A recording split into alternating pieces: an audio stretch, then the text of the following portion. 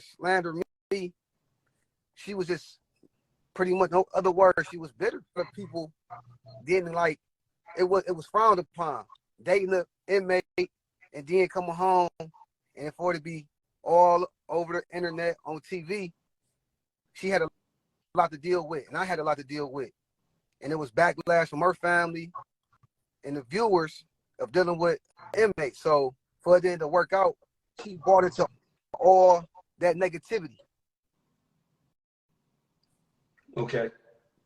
So was the rumors what led her to do the things that she did? Was it the rumors because they were like, yo, when you, like, she said she found the iPad that you had while you was down, and she found like women on the iPad, and you was talking to all these different women, and all these different women was basically the same person she was to you. Like you had like mad Monique's, isn't her name Monique, right? Right, that's her name, yes. Like you had like 10 Monique's that was reaching out to you and all this.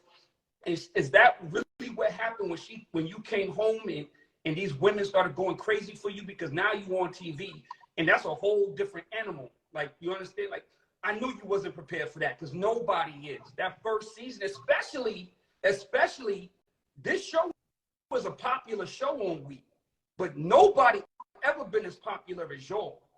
Like, right, y'all whole situation is just next level for Love After Lockup. Do you think that she couldn't handle the things that were going on in your life once you came home? And to be all the way honest, prior to us being on the show, she was heavy, like, on Facebook, on social media and whatnot, and that's how she found me. Like, she would troll and be on there for hours. But now the role was reversed. People were kind of trolling her, and she was like still watching the comments and looking at what everybody else saying, and it took a toll on her. And she projected off on me. Look at this. Look what they saying. Look at this. Look at that. And I got a tough skin. I come from the streets, like where I don't believe everything I hear. I gotta see it. So when she sees things, she ain't know how to take it. Okay. Sean, you want? Yeah, I got a couple of questions for you. And I don't even mean it in a negative way. First and foremost, we know a lot of people. We all do. We know a lot of people who've been locked down, and they had these relationships when they end. But it's something to pass the time. It's something to get them through their bed. They got a girl putting money on their books, and when they come home, you know, you come to quickly realize, like, yo, emotionally we was connected because I ain't had nothing else going on. For you, from your end, was this thing real, or was she somebody who, for the last 2 years of your bid, was just there and emotionally you rock with it? Like, yo, maybe it's something more than I even think. No, like we started off as friends, so it was real. We didn't rush into a relationship. Like, even though we wasn't on Love during lockup, we was still in a relationship the whole time I was in. We had our ups and downs, and we was going through our trials and tribulations while I was in there. So we had faced challenges that we got over. So now we just was on TV. Like, we didn't apply to be on that show. They reached out to Monique through that same Facebook group that she was on and asking the women in the group about their relationships with they incarcerated, whether it be brother, sister, partner, spouse, whatever the case may be. And then they heard Monique, and Monique told me they heard our story, and it just went like that. They heard the story, and they wanted us on the show. Like, they couldn't believe what type of story we had, and it went from there. So most definitely was real. Okay. So if you met Monique on the street, would you have talked to her if you wasn't locked up? If y'all just met in a club somewhere and she came at you the way she did, is that somebody you would choose? My 20-year-old self, I'm gonna say no. But when I met Monique, I was 28, 27. I was 27. You gotta remember, I did all that time, so I grew up. I grew into a man. So now it wasn't so much the outwardly appearance I was looking for. It was more so the quality character as a woman. That makes sense to you? Yeah, it make perfect sense. So at 20 years old, I can say with confidence I want to look their way. But what me growing up, going through what I had to go through, learning myself and making adjustments I wanted to make in my life, I had to learn that it was more to a woman than her looks. Fair enough. Go ahead, Rich. So basically being down made you reevaluate life. Exactly. Made you look at people differently. Exactly. So do you think that y'all could ever reconcile? Do you think that y'all could ever really get this relationship thing right? I don't think so. I think what said was too damaging to my character, and it could have possibly landed me back in prison. Because that's where I wanted to go with you. Like that's exactly where I wanted to go. She you know, and we here with you right now. So we like with all respect to Monique and all the respect to women who suffered domestic violence, this is your words, and we taking you at your word that everything she said didn't happen. Did not happen. Correct. Do you think that she understood the gravity? Like, you just did 10 joints.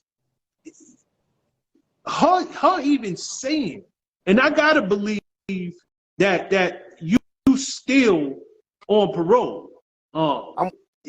Listen, it's how my situation is. I'm on federal and state parole. My federal judge is a female. My state parole officer is a female. My federal parole officer is a female. So if it had any validity to it, trust me, I'll be locked up. Like I tell everybody, when you on parole and you a convicted felon, it don't take much to be charged. It's probable cause. It's probable cause. It's not beyond a reasonable doubt. It's probable cause. That's like hearsay. Because I'm on parole. I'm a convicted felon. Granted, I'm not a violent offender. I was incarcerated for selling drugs. But still, at the same time, if my significant other is saying this right here, it don't take much for them to be like, you know what, I'm going to lock you up and pending investigation. So for me to be out to this day goes to show the truth of the matter. Okay, and that's fair enough. Like, because she could have really did some damage in your life, and I'm sure that there's a lot of women who don't believe you. They're gonna take her at her word, and that's their right. You know what I'm saying? But I'm glad you put it to us that the judge in your case is a woman, and if there was any validity whatsoever, they would have violated you. I'm gonna add this to this how much of a good person I am, because look, Monique had my phone and she deleted all our videos with her being aggressive, saying a lot of things that she was going to do if things didn't work out, like how she was going to ruin me and make it be like so where nobody else wanted me, I would make me look unattractive and pretty much cancel me. She said this, I had this on my phone, but I had another phone that had that one video. That's how God works in mysterious way. I swear I didn't think I even had the video on the phone. What video? The video of her choking me. But it's only one video. Who took the video? Who took the video? I had the phone in my hand when she tried to. She tried to take my phone back. Y'all didn't see the video?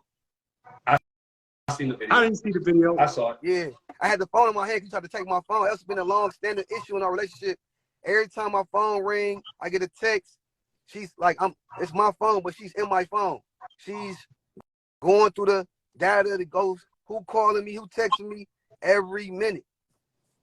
So it's a lot more of her behaviors that she showed on the show and that I know about her that hasn't been highlighted. Like certain things that she showed, it just goes to show like she was overbearing. She was overbearing. Ain't no other word to say. She was overbearing. Okay, this the boys club you on, and we speak relationship talk, and we speak real, we speak raw, and 100%. Did you get it? And I'm asking you. I don't know you or your ex from a can of Right. paint, except for what we see in the Okay. media.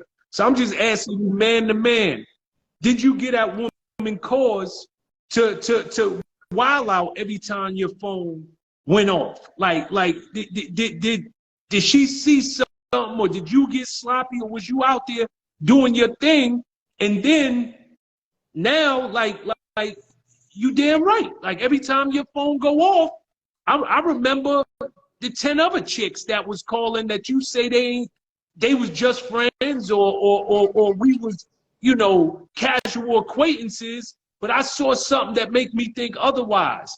Or was she just a jealous woman and had no cause? First and foremost, Monique, she's territorial. She had her own insecurities prior to me. And to answer your question, I didn't make it no better. Being man to man, I ain't make it no Okay. better. Okay. I didn't help the Fair cause. enough. I didn't help the cause. I'm gonna say this, Sean. I'm gonna say this. The worst thing that can happen, and I tell people this all the time, like if I had known you before you went on After Lockup, I would have said, yo, bro, you're going on with this girl and there won't be no secrets.